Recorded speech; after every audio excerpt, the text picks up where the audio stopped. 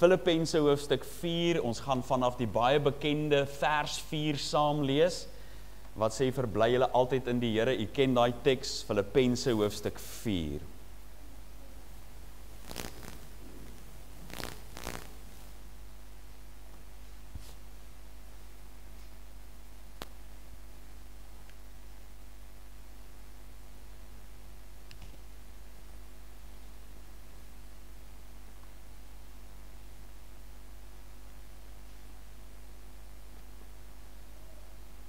Filippense 4 vers 4 sê, verbly julle altyd in die Here, ek herhaal, verbly julle. Laat julle vriendelikheid aan alle mense bekend word, die Here is naby. Wees oor niks besorg nie, maar laat julle begeertes en alles deur gebed en smeking met danksegging bekend word by God. En die vrede van God wat alle verstand te bowe gaan, sal julle harte en julle sinne bewaar in Christus Jesus. Verder, broeders, alles wat waar is, alles wat eerbaar is, alles wat regverdig is, alles wat rein is, alles wat lieflik is, alles wat loflik is, wat er deug en wat er lof daar ook mag wees, bedink dit. En wat julle geleer en ontvang en gehoor en in my gesien het, doen dit, en die God van vrede sal met julle wees. Ons lees net tot hier uit die wonderlike woord van die Here. Kom ons word stil, dan bid ons verenig in die gebed. Hemelse Vader, ons dank U vir die voorreg om vandag met die Bybel op die skoot, met die Bybel in die kansel, so rondom U woord te versamel. Ons dank U vir die voorreg dat ons met oop kerkdeure kan sit waar die evangelie sy vrye loop mag geniet. Ons dank U, Here, dat ons hier kan wees as broeders en susters in die geloof om 'n tuiste te hê waar ons gemaklik mag wees, waar U Gees in ons harte werk deur die woord, deur die prediking en die verkondiging van die woord. Dankie Here dat ons hier mag wees in die naam van Jesus Christus. En ek wil kom bid vir elkeen wat vandag hier is, wat opgekom het na U huis om U stem te hoor.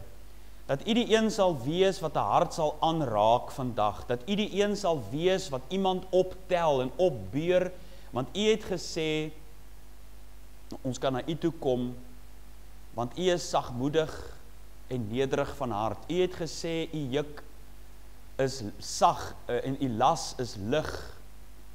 En ons is bly dat ons U het, 'n God van vertroosting, wat ons naby is, wat ons optel. Here, U ken elkeen se hart.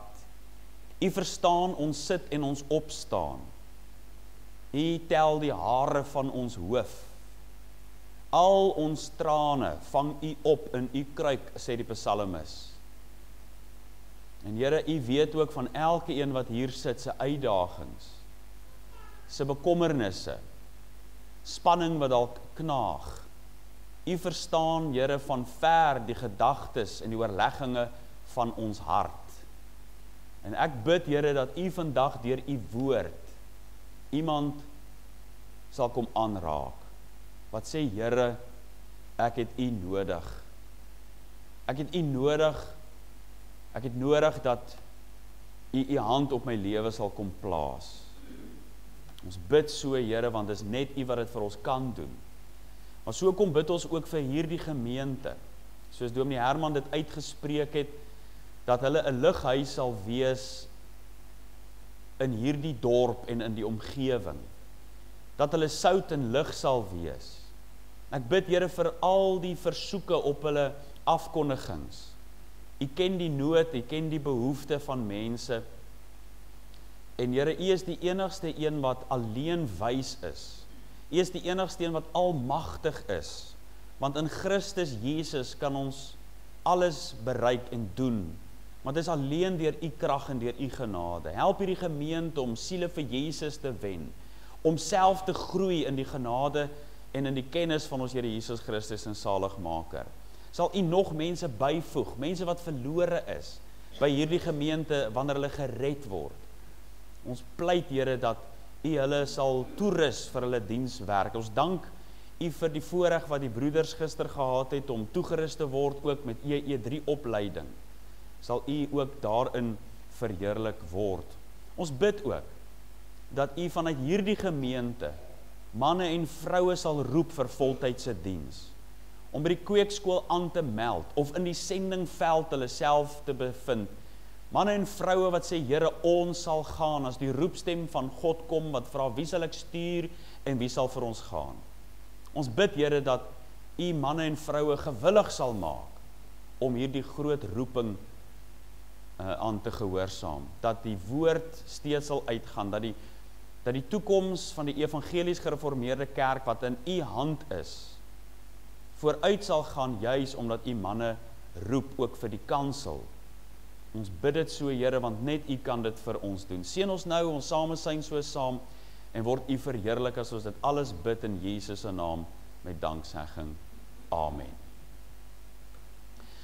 Nou, liewe broeders en susters, vers 7, wat ons gelees het, is die teksvers wat opsom, waarmee Paulus dan juis hier besig is, wanneer hy sê, en die vrede van God, wanneer ons hier lees, in hierdie gedeelte, sal julle harte en julle sinne bewaar in Christus Jesus. Die vrede van God. As jy nou aanlees in vers 9, dan sal jy sien, daar word nou gepraat van die God van vrede sal met julle wees. So of hy nou praat van die vrede van God, of die God van vrede, dit is baie duidelik in hierdie gedeelte, dat hy die klem daarop laat val. Dat ons die vrede van God nodig het. Maar hierdie is nie enige vrede nie. Hierdie is die vrede wat alle verstand te bowe gaan. En die vrede van God wat alle verstand te bowe gaan, sal julle harte en julle sinne bewaar. Daarom is die tema vanoggend vrede bo verstand. Kyk, hulle sê, te veel van 'n goeie ding is nie 'n goeie ding nie. My ouma kon koeksisters bak. Nie daai papkoeksisters nie, né? Daai lekker wat so krakerig. Dit was 'n vreeslike lekker ding om te geniet. Maar te veel van 'n goeie ding is nie 'n goeie ding nie. Jy het later kopseer gekry van al die koeksisters wat jy so inryg, want toe vind ek ons nou later jare uit, as my oupa nie kyk nie, dan gooi sy nog 'n bietjie meer suiker in die stroop. Dit is vreeslik lekker koeksisters gewees. Maar my liewe broeders en susters, daar is egter iets in hierdie lewe wat ons nooit genoeg van kan kry nie. Dit maak nie saak hoeveel ons daarvan kry nie, ons gaan nooit op die punt kom waar ons vir mekaar sê, luister, nou het ek bietjie te veel daarvan gehad nie. En dit, my liewe broeders en susters, is die vrede van God. Die vrede van God wat alle verstand te bowe gaan. Ons kan nooit genoeg daarvan kry, dat ons op 'n punt van versadiging kom, wanneer ons sê, luister, nou het ek daarom net 'n bietjie genoeg vrede in my lewe nie. Nee, dit is iets wat ons allerdag, elke dag nodig het in ons lewe, die oorvloed van die rykdom van sy genade, ja, die vrede van God wat ons in ons lewe nodig het. Ons leef in uitdagende tye, ons leef in 'n kromme verdraaide geslag, ons leef in tye waar die uitdagings van die lewe so moeilik kan raak, ja, waar die bosluise so vinnig op jou lewe kom sit, waar ons uiteindelik op 'n plek van rus wil kom, waar ons die vrede van God in ons lewe nodig het, die vrede wat net God aan ons kan gee. Kyk, die wêreld weet ook, ons as mens kort vrede. Daarom bied die wêreld vir jou 'n tydelike vrede. Dit is maar net oppervlakkig. Ek onthou vroeër jare, as ons nou vir die skool prentjies moes uitknip. As jy so deur die bladsye van die tydskrifte geblaai het, dan daai tyd het hulle nou nog drank en sigarette in die tydskrifte geadverteer. Dis iets wat hulle vandag nie sommer meer doen nie. Ek weet nie of daar wetgewing ingekom het of iets nie, maar ek onthou vroeër jare het hulle dit baie gedoen. Dan is daar nou 'n man, kyk, hy staan met 'n Colgate smile, met so 'n wit hemp aan. Hy staan op 'n wit boot met blou water en dan staan hy nou so met sy ou vriend, hand om die lyf, sy vriend Jack, julle ken hom, Jack Daniels. Dan staan hy nou so met sy vriend, hand om die lyf, man, dis net smiles. Dis wat die wêreld 'n mens aanbied, of wanneer jy so langs die snelweg gery, dan het jy die groot borde gesien, en waar hulle die drank so geadverteer het, maar wat die wêreld jou nie wys nie, is die geroeste raam aan die agterkant van daai prent, wat hierdie prent ophou. Jy sien, dis die kant van die prent wat jou nie gewys word nie. Die wêreld wys jou hierdie oënskynlike vrede. Kyk, as jy nou baie saam met jou vriend kuier, dan gaan jou lewe genotvol wees, maar hy vertel jou nie van die babbelas die volgende oggend nie. Hy vertel jou nie van die kopseer en die verdriet wat jy daarna het nie. Hy vertel jou nie dat daai selfe man wat met sy Colgate smile daar gestaan het, hy het op pad huis toe in 'n boom vasgery omdat hy onder die invloed van drank was. En hy het jare se versekeringsmoeilikheid. Dis die prentjie wat die wêreld jou nie sê nie. Op pad huis toe. Uiteindelik by die huis gekom, moes die kinders in die kaste wegkruip, want pappa is onder die invloed van drank, en hulle is bang, want pappa vloek, en pappa raas, en pappa skree, en mamma word gejaag en met die vuis geslaan. Dis die prentjie wat die wêreld jou nie vertel nie. Net 'n tydelike vrede, en môre dan sit jy met nog meer moeilikheid. Maar die Here Jesus sê in Johannes 14 vers 27, my vrede laat ek julle na, my vrede gee ek aan julle, nie soos die wêreld gee ek aan julle nie. Jy sien, hy het 'n ewige vrede wat hy in ons siele wil werk, nie hierdie tydelike dinge wat verbygaan, wat kom en gaan nie. Duncan Campbell was 'n herlewingsprediker en hy het die Hebridiese eilande, die Britse eilande besoek, van die Skotse eilande, en toe hy die evangelie daar verkondig, het baie mense tot bekering gekom. Van die bordele het toegemaak, die drankwinkels het nie meer 'n bestaan gehad nie, van die restaurante het toegemaak, want al wat hulle eintlik maar aan die mense verkoop het is drank, dis waar hulle geld gemaak het, en uiteindelik het daar 'n afvaardiging na Duncan Campbell toe gegaan. En die afvaardiging gaan dan na Duncan Campbell toe en sê vir hom, meneer Campbell, hierdie eilande was vredevol, voordat jy hier aangekom het. Maar vandat jy hier aangekom het, is hier onrus. Hier's nie meer vrede op hierdie eilande nie. Weet jy wat sê Duncan Campbell vir hulle? Hy sê vir hulle, luister man, gaan julle nou hier af in die straat, dan gaan kyk julle, daar is 'n begrafplaas. Die soort vrede wat julle op hierdie eilande gehad het, was 'n dooie vrede, want op al daai grafstene staan rus in vrede. Maar dis die tipe vrede wat julle hier gehad het. Dit was nie ware vrede gewees nie. Dit was 'n tydelike vrede. Dis die vermaak en die pret wat julle vir die mense maar hier aangebied het. Maar dit wat God vir 'n mens aanbied, is 'n ewige vrede, waarsonder jy nie kan gaan nie. Jy sien, die wêreldse vrede is 'n dooie vrede. Dis geen vrede nie. Maar die vrede wat God ons bring, is 'n ewige vrede. As jy nou so deur die bladsye van die Bybel lees, dan sien jy die wyse Salomo sê in Spreuke 4 vers 23, bewaak jou hart meer as alles wat bewaar moet word, want daaruit is die oorspronge van die lewe. Nou kyk ek so daarna, dan dink ek by myself, nee goed, dis reg Salomo, maar die vraag is, hoe? Hoe kan jy jou hart bewaar? Jy sien, man, is een ding om dit te weet, om dit te doen, en regtig te weet hoe jy jou hart moet bewaak. Want kyk, as jy by die bank opdaag, nadat jy in 'n lang ry gestaan het, of wat van binnelandse sake, ek weet nie of dit hier by julle so erg is soos daar by ons nie. Jy daag op by binnelandse sake, en as dit net jou beurt is, dan sê hulle vir jou, sorry, we are offline. Kyk, dan moet ek my hart bewaar. Of soos by ons daar in die Transvaal, as jy deur Mpumalanga ry, of jy ry verby van hierdie plek en jy sien die slaggate, jy moet omtrent van die pad af ry om net reguit te kan ry, dan moet jy jou hart bewaar, of as die taksies voor jou indruk en hulle sny jou af, dan moet jy jou hart bewaar.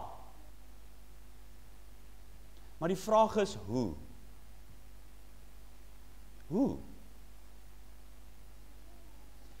Dit is vers 7 wat ons gelees het, van Filippense 4. En die vrede van God, wat alle verstand te bowe gaan, sal julle harte en julle sinne bewaar in Christus Jesus. Ek moet my hart bewaar, maar hoe? Dit is die vrede van God wat my hart moet bewaar. Maar nou kan ons dieselfde vraag vra, hoe kry ek dan hierdie vrede in my hart? Baie dankie, Salomo, ek moet my hart bewaar. Baie dankie, Paulus, jy sê dit is die vrede van God wat ons hart bewaar, maar hoe kry ek dan hierdie vrede? Die vrede bo verstand. Jou verstand sê vir jou, jy het uitdagings. Jou verstand sê vir jou, jou finansies is skraps. Hoe gaan jy dit maak? Jou gesondheid gaan agteruit. Hoe gaan jy die vrede van God hê? Jy kyk na jou familie, jy kyk na jou kinders, na jou kleinkinders, na jou omstandighede, en jy wonder, hoe gaan ek deur dit gaan? Daar is 'n vrede van God wat bo jou verstand uittroon. Hoe kry ek hierdie vrede? Dis wat in hierdie gedeelte vir ons leer, hoe om die vrede van God in ons lewe te kry. En die heel eerste wat hy noem, om die vrede van God te kry, wat uiteindelik ons hart bewaar, is in vers 4, wanneer hy sê, verbly julle altyd in die Here. Nou vra u dalk, maar hoe kan dit bydra tot my vrede? Wat sê hy? Ek herhaal, hy sê dit 2 keer, ek herhaal, verbly julle. As jy dit dalk gemis het, laat hy dit nog 'n keer sê, ek herhaal, wanneer moet ons in die Here verbly? Altyd, verbly julle altyd in die Here. Ons as kinders van die Here word hier opgeroep, want wat gebeur in 'n mens se lewe as jy na al die verkeerde dinge kyk, as jy na al die negatiewe dinge kyk, as jy soos Petrus is en jy kyk na die golwe rondom jou heen, en jy sien alles wat verkeerd loop, wat gebeur dan? Wat verloor jy? Jy verloor jou vrede. Wanneer jy pessimisties en swartgallig raak. My liewe broeders en susters, om jou in die Here te verbly, beteken nie, jy kyk na die glas en dink wel, die glas is daarom half vol nie. Jy weet, sommige mense is nou, nee, maar jy moet nou maar net positief wees. Dis nie wat ons hier bedoel nie. Ons bedoel nie, jy moet raak sien, die glas is half vol nie. Ons bedoel hier, jy moet sien, jou beker loop oor. Want dis wanneer jy jou in die Here verbly, wanneer jy raak sien wat sy goedheid en guns oor jou lewe verleen, dat jy agterkom, daar's 'n God in die hemel, dat as jy jou seëninge tel, en jy tel hulle een vir een, dan sal jy verbaas wees oor wat Gods goedheid jou verleen.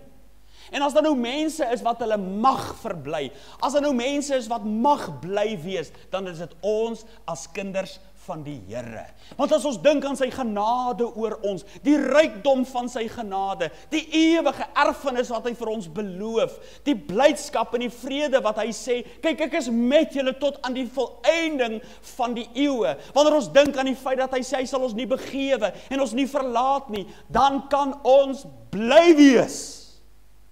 Verbly julle. Nie net wanneer dit goed gaan nie, maar wanneer dit ook baie keer uitdagende omstandighede oor jou lewe is. En ek weet nie elke vorm van tug lyk nou soos 'n saak van blydskap nie, maar vir hom wat God liefhet, sal alles ten goeie meewerk. Verbly julle altyd in die Here. En wat is dan in jou hart wanneer jy jou verbly oor selfs jou moeilike omstandighede? Die vrede van God.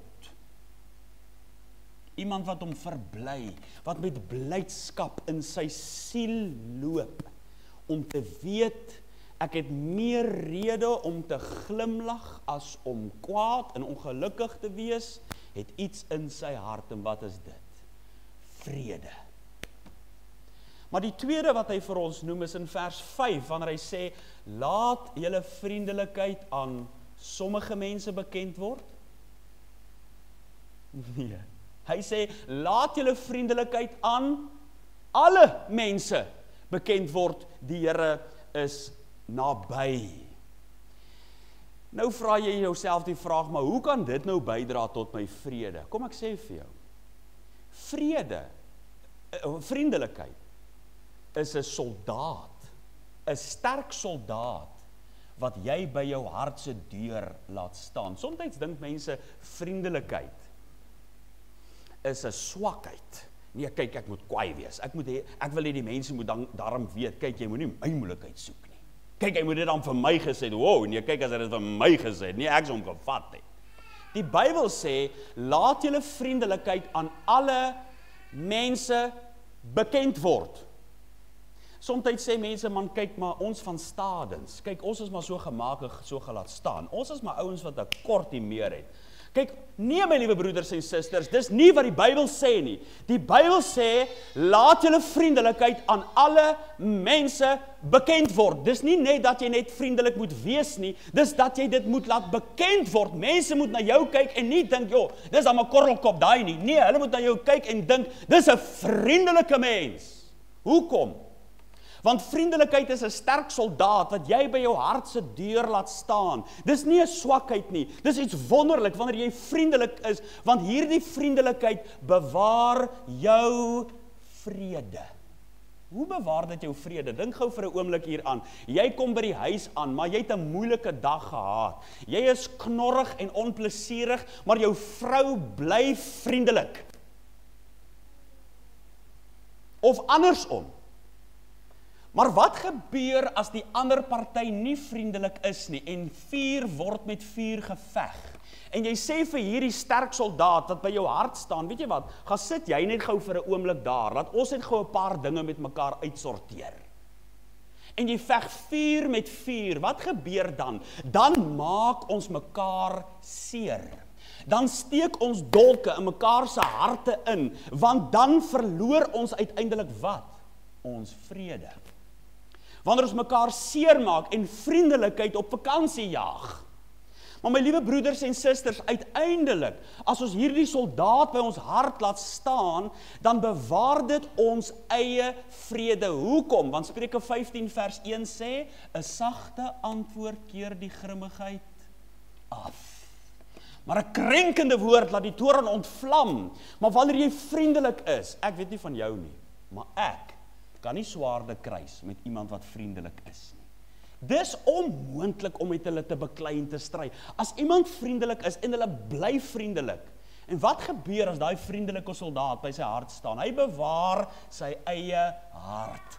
Maar as daai soldaat weggaan, dan verloor hy sy vrede, want nou raak dit 'n geveg, nou raak dit 'n probleem. Jy sien, dis wat Paulus hier sê, verbly julle altyd in die Here, ek herhaal, laat julle vriendelikheid aan alle mense bekend word, die Here is naby, want daar is iets wat ons in ons lewe nodig het, en dis die vrede van God, maar wanneer ons nie verbly nie, wanneer ons nie vriendelik is nie, dan verloor ons vrede. Maar die derde wat hy vir ons noem, is wees oor niks besorg nie. Dit is vers 6 wat ons hier gelees het. Wees oor niks besorg nie. Nou ek weet, dit is makliker gesê as gedaan, om oor niks besorg te wees nie, want ons komkommer ons mos so maklik, nê? Ons bekommer ons so maklik. Maar nou gee hy ook vir ons die antwoord, maar laat julle begeertes deur alles in gebed en smeking met danksegging bekend word by God. So, hy verstaan dis iets moeilik om oor niks besorg te wees nie, maar die antwoord is dat ons bekommernisse na die Here toe sal vat. Die woord spanning was nie eintlik 'n algemene gebruiksterm in taalgebruik nie. Die woord spanning het eintlik prominensie gekry toe hulle in Frankryk, in Parys, die Eiffeltoring ontwerp het. Hulle moes wiskundig, moes hulle die spanning, die lading wat die yster kan hanteer, moes hulle wiskundig bereken, want nou verhuis hierdie geweldige groot ysterstruktuur, en wat is die spanning wat hierdie yster kan hanteer? Dit moes bereken word, en dis vandaar dat die woord spanning baie meer prominent geword het. Jy sien my liewe broeders en susters, wanneer daai yster baie hard is en die spanningsvlakke, dit raak net te groot, wat gebeur met daai yster? Daai yster sal breek. Jy sien, as die yster nog elasties is, dan kan hy buig. Maar wanneer die yster hard is, dan sal die yster breek. En partykeer is dit so met mense ook. Hulle dink hoe sterker hulle is. Kyk, jy kry ouens met sterk persoonlikhede. Dan dink hulle, ek sal hierdie ding self dra. Ek sal self hierdeur gaan. Ek sal hierdeur worstel. En hoe harder hulle is, hoe makliker breek hulle. En dan breek hulle, want hulle die spanning self gedra. My liewe broeders en susters, ons is nie gemaak om al hierdie spanning van die lewe te dra nie. Spanning is soos 'n kewer wat hieronder, of soos termiete wat hieronder kom vreet aan 'n boom, en met die ligste windjie, dan val die boom om. Dan sê die mense, joh, die wind was erg gisteraand. Maar hulle weet nie van die jare se gevreet van die termiete onder aan die wortels van hierdie boom nie. En dis wat spanning met 'n mens doen. Dit vreet hier in jou binnekant. Dit knaag jou binneste weg. Jy kan dit nie dra nie. Maak nie saak hoe sterk jy dink jy is nie. Jy moet hierdie spanning en hierdie dinge na die Here toe vat. Dis wat in Petrus 5 vers 7 ons leer. Werp al julle bekommernisse op hom, want hy doen wat? Hy sorg vir ons. Werp julle bekommernisse op hom. Ons sing ons daar die pragtige Halleluja lied van wat 'n vriend het ons in Jesus. En wat sing ons daar? Ons sing, ag, hoe dikwels ly ons smart, net omdat ons nie ons node uitstort in Gods Vaderhart. Hoe dikwels loop ons met spanning en bekommernisse in ons lewe, en dit is smart vir ons siele. Maar jy kan dit na die Here toe vat. En jy moet nie maak soos baie mense maak nie. Hulle vat dit na die Here toe in gebed. En dan later hardloop hulle weer, dan gaan haal hulle dit daar by sy voete, dan dra hulle dit maar weer saam met hulle. Los dit daar. As jy van jou knieë af opkom of uit jou binnekamer, dan voel jy sommer lig. Dit het al baie met my gebeur, wanneer jy jou bekommernisse na die Here toe vat, as ek daar opstaan, dan voel ek sommer net ligter. Laat dit afrol. Laat dit gaan. Jy gaan geen el by jou lente voeg deur jou te bekommer nie. Wat het goed al afgeloop deur jou te bekommer? Niks nie. Vat dit na die Here toe, want as jy jou bekommer, wat gaan jy verloor? Jou vrede. Jy verloor jou vrede, want jy bekommer jou so. Jy het nie vrede in jou hart nie. Nou het hy 3 dinge genoem. Hy sê, verbly julle altyd in die Here. Laat julle vriendelikheid aan alle mense bekend word. Wees oor niks besorg nie. Kyk nou hierdie spontane uitvloeisel. Vers 7 is so sluise van 'n dam wat oopgemaak word. Jy hoef nie vir die water te sê, toe kom, vloei nou nie. Nee, maak net die sluis oop. Die water sal self vloei. Dis soos 'n sluis wat oopgemaak word. Nou dat hy hierdie 3 dinge genoem het, nou sê hy, en die vrede van God, wat alle verstand te bowe gaan, sal julle harte en julle sinne bewaar in Christus Jesus. Maar hy's nog nie klaar nie, want vers 8 wat ons gelees het, begin met die woord verder. Hy's nog nie klaar nie. Verder, broeders, alles wat waar is, alles wat eerbaar is, alles wat regverdig is, alles wat rein is, alles wat lieflik is, alles wat loflik is, wat er deug en wat er lof dit ook mag wees, bedink dit. Kyk, jy kry mos nou vandag tipe prediking, wat dit gaan net alles oor, jy moet nou positief wees. Julle weet daarvan, hè? Positiewe denke. Dis net positief, positief, positief. Die Bybel praat nie van positiewe denke nie. Die Bybel praat van geloof. Jy het geloof nodig. Nou, geloof is waarskynlik positief, maar ons bedoel net, dit is alles net oor, jy moet net reg dink. Kyk, as jy nou positive thoughts het, dan gaan alles net goed gaan in jou lewe. Die Bybel praat nie oor sulke goed nie, maar daar is tog iets reg aan regdenkenheid. Daar's iets goed aan regdenkenheid, want dis wat hy hier sê. Jy moet reg dink. Bedink wat reg is in hierdie teks. Want as jy gaan verkeerd dink, dan gaan jy verkeerd doen. Hoe jy in jou hart is, sê Spreuke, gaan jy uiteindelik optree. Hoe jy dink is hoe jy doen. En my liewe broeders en susters, die duiwel kom nie om jou TV te steel nie. Hy het sy makkers wat daai goed doen. Maar hy kom om jou vrede te steel. En waar steel hy jou vrede? Hy steel jou vrede in jou gemoed. Wanneer jy in die nag op jou bed rondrol, jou bekommer, aan alles dink wat verkeerd is, aan alles dink, dan beklei jy later met mense in jou kop. Jy beklei met hulle, jy argumenteer met hulle.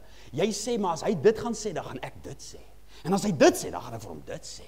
En jy's hier met 'n hele debat in jou kop, jy kry nie geslaap nie, jy rol rond, want hier in jou gedagtes koester jy gedagtes wat nie reg is nie, wat dalk nie rein is nie, wat dalk nie regverdig is nie, wat dalk nie lieflik is nie, wat dalk nie loflik is nie. En hierdie gedagtes spoel oor jou gemoed, en wat verloor jy? Jy verloor jou vrede. Jy slaap nie lekker nie, jy staan op by die verkeerde voet uit die bed. Hoekom? Want jy het gedagtes gekoester wat nie reg is nie. Kom ons vat byvoorbeeld, ons dink net aan die eerste een, wanneer hy sê, bedink wat waar is. Wat gebeur as jy bedink wat onwaar is? Jy sien, as jy nou dink wat onwaar is, jy loop in jou geestelike lewe op 'n pad en op 'n stadium, dan sê die duiwel vir jou, ja, sien jy, God gee nie om vir jou nie. Dis onwaar. En wat verloor jy as jy daai gedagte koester? Jy verloor jou vrede. Of wanneer jy bid en jy dink, ag nee, weet jy, gebeure slaan so in die plafon vas. God hoor nie my gebed nie. Dis onwaar. As jy daai gedagte bedink, wat verloor jy? Jou vrede. Jy raak ongelukkig. My liewe broeders en susters, 'n mens moet bedink wat reg is. Wat waar is. Wat eerbaar is. Wat regverdig is, wat rein is, wat lieflik is, wat loflik is. Dis wat in mense gemoed moet spoel, want uiteindelik is dit die plek waar jou vrede rus, in jou gemoed. Maar dan die laaste wat hy vir ons noem in hierdie gedeelte is vers 9, waar hy nou praat, en die God van vrede sal met julle wees. Wat sê hy daar? Kom ek vra gou eers die vraag, waar was Paulus toe hy hierdie brief aan die Filippense geskryf het? Hy was in die tronk. Hy was in die tronk in Rome. Paulus in die tronk van Rome sê vir ons, dat wat ons by hom gesien het, wat ons by hom hoor, wat ons van hom ontvang het, doen dit, en die God van vrede sal met julle wees. Hy sê in hierdie woorde, doen soos ek doen, en die vrede van God sal met julle wees. Kyk na my as 'n voorbeeld, en die God van vrede sal met julle wees. Maar wag 'n bietjie Paulus, jy's in die tronk. Ja, dit is so, maar wat is die les wat ons hier leer? Hy het nie dat omstandighede sy lewe beheer nie. Hy het nie toegelaat dat die omstandighede waarin hy sy lewe dikteer en beheer nie. Al is hy in die tronk, het hy die vrede van God in sy hart. Jy weet, daar's mense wat met die witbrood onder die arm nie die vrede van God het nie. Daar's mense wat vry mense is, maar hulle harte is in 'n tronk vasgevang. Paulus is in die tronk, maar hy het die vrede van God, want hy het nie toegelaat dat die omstandighede sy lewe beheer nie. Hoe dikwels as ons mekaar groet, dan sê ons, hoe gaan dit? Dan sê ons, nee, onder die omstandighede goed. Luister my liewe broeders en susters, ek weet, dis maar 'n manier van uitdrukking, maar ons as kinders van die Here lewe nie onder omstandighede nie. Ons lewe bo omstandighede, want die vrede van God wat alle verstand te bowe gaan, ons styg uit bo die omstandighede. Ons moenie toelaat dat die omstandighede ons lewe so beheer, dat as dit moeilik gaan met my omstandighede, ewe skielik het ek nie meer die vrede van God nie. Dit moenie so wees nie. Ons kan in moeilike omstandighede nog steeds vrede hê, maar gewoonlik as mense se omstandighede moeilik raak, dan raak hulle self kwaad vir God. Bal die vuis, my omstandighede, waarom moet ek deur hierdie goed gaan? En hulle verloor hulle vrede. Jy weet, as daar nou 'n ou emmer buitekant staan en hy's vol grond en dit reën nou deur die nag, daai volgende oggend kan jy nou gaan kyk, dan die water bo in die emmer lyk so skoon. Dit lyk so asof jy dit kan vat en drink. Maar skud nou 'n bietjie daai emmer. Wat gebeur met die grond en die vuile goed hier onder? Dit dryf na boontoe. Jy weet, party mense se lewens lyk so mooi, maar skud nou 'n bietjie hulle hok, dan sien jy wat so goed dryf na boontoe.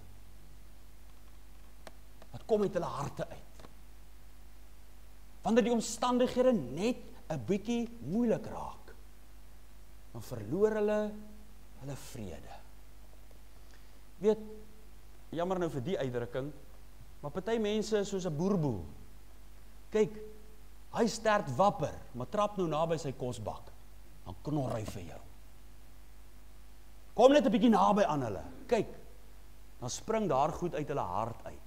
Paulus sê hier, al is hy in die tronk, hy sê in vers 19 nog, as jy aan sou lees in hoofstuk 4 vers 19, dan sê hy, en my God sal elke behoefte van julle vervul, maar hy is in die tronk, en hy praat van behoeftes wat vervul sal word, ja, want sy vrede hang nie af van sy omstandighede nie, hy het 'n vrede wat bo verstand gaan, 'n vrede wat jy met God kan hê. My liewe broeder, my liewe suster, jy sit vanoggend hier dalk in baie moeilike omstandighede. God weet daarvan. Jou finansies, jy weet nie hoe gaan jy die maande maak nie. Jy lewe so van die hand na die mond. Jy dink aan jou gesondheid, en jy weet nie, jy is bekommerd oor dit. Jy dink aan jou kinders, jou kleinkinders, en die spanning werk so in jou hart, en dit raak vir jou net te veel. Jou huwelik, jy wonder, maar hoe gaan ek uithou? Jou gesinslewe, jou familie. Dan kom God se woord vanoggend na jou toe en sê, hy wil sy vrede vir jou gee. 'n vrede wat bo alle verstand uittroon. God weet wat jou omstandighede vandag is. Dis nie alles maanskyn en rose vir kinders van die Here nie. Inteendeel, ons kry baie beproewinge. Maar Jesus is deur sy woord hier om vir jou te sê, kom na my toe en ek sal jou rus gee. Dis die rus wat by God beskikbaar is. Die wat uiteindelik die vrede in jou hart bring. Daai vrede wat jou hart weer sal bewaar. En maak nie saak hoeveel vuurige pyle op jou afgeskiet word nie. Daar's vrede in jou hart. En dit bewaak jou hart in uitdagende, moeilike tye. Wil jy nie vanoggend jou bekommernisse by die kruis kom los nie? Wil jy nie vanoggend van hierdie dinge ontslaa raak? Kom los dit by die kruis. Wil jy nie vandag vir Jesus sê, hierdie dag, vandag, hierdie dag, besluit ek om my vrede by U te kom kry. Want U sê vir my vrede gee ek aan julle. Verbly jou weer in die Here. Altyd. Sien weer raak dat God se goedheid met jou is. Laat jou vriendelikheid aan alle mense bekend word. As dit moeilik gaan, dan wil jy veg. Besluit vandag om dit nie te doen nie. Jy kan dalk baie dinge verloor, maar nie jou vrede nie. Laat jou vriendelikheid aan alle mense bekend word. Vat jou sorge na die Here toe. Dink reg. Dink wat waar is. Moenie die leuns van die duiwel glo wat jou wil aftrek nie. Moenie toelaat van hierdie dag af dat jou omstandighede jou lewe verder beheer nie. Daar's 'n God in die hemel. Hy is in beheer, nie jou omstandighede. En mag die vrede van God, wat alle verstand te bowe gaan, julle harte en julle sinne bewaar in Christus Jesus. Amen. Kom ons bid saam.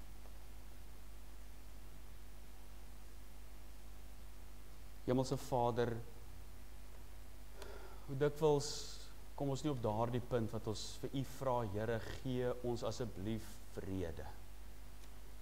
Die wêreld soek vrede, maar wanneer hulle sê vrede en veiligheid, dan sal 'n skielike verderf hulle oorval, soos die barensnood 'n swanger vrou, en hulle sal nie ontvlug nie, want hulle soek hulle vrede nie by U nie.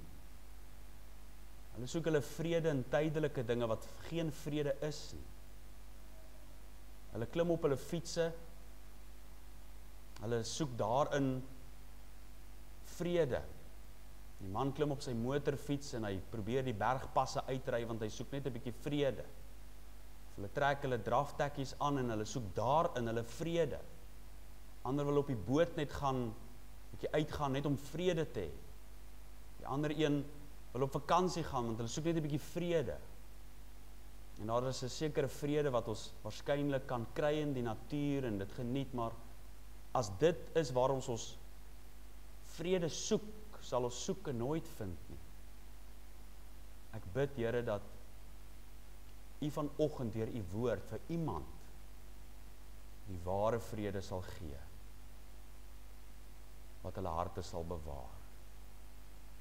U ken elkeen se hart, elke man, elke vrou, elke oom, elke tannie se hart, van iemand wat vanoggend sê, Here, gee my U vrede weer. Amen.